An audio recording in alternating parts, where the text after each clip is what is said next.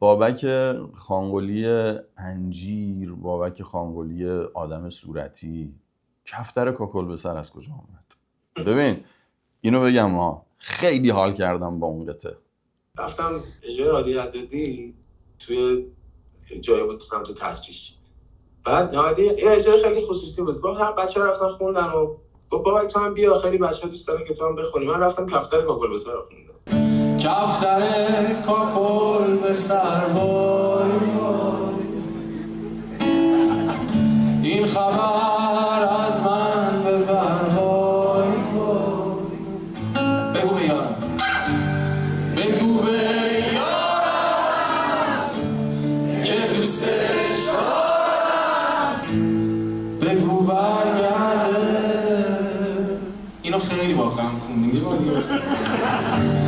بگو به یارم که دوستش دارم، بگو برگرده.